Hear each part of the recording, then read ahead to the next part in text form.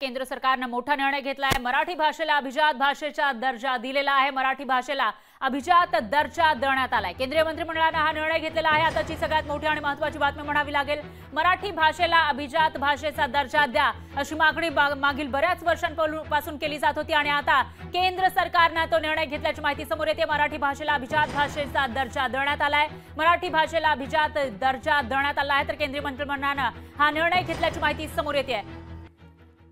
दरम्यान यावर प्रतिक्रिया देण्यासाठी अभिनेत्री मृणाल कुलकर्णी आपल्या सोबत जोडल्या गेल्या आहेत।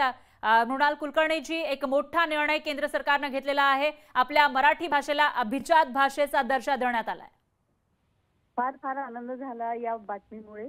मराठी भाषेला अभिजात भाषेचा दर्जा मिळणं फार आवश्यक होतं आणि पण त्याच्यासाठी खरं म्हणजे वाट पाहिली। मी केंद्र सरकारचे खूप मनापासून आभार मानते त्यांनी हे केलं याबद्दल।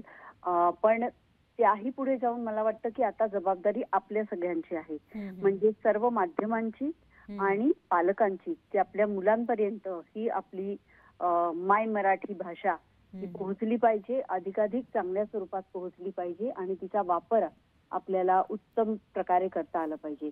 मराठी भाषेमध्ये अभिजात असं साहित्य आहे, ते साहित्य मुलांपर्यंत पोहोचलं पाहिजे, त्यांना त्याच्यात रुची निर्माण झाली पाहिजे आणि मराठी भाषा अधिकाधिक समृद्ध करण्यासाठी आपण सगळ्यांनी मिळून प्रयत्न करणं आवश्यक आहे। निश्चितच मृणाल कुलकर्णीजी, तुमचा मुद्दा लक्षात आला आहे, तुमच्या भावना समजल्या, धन्यवाद तुम्ही दिल्या या प्रतिक्रियेसाठी।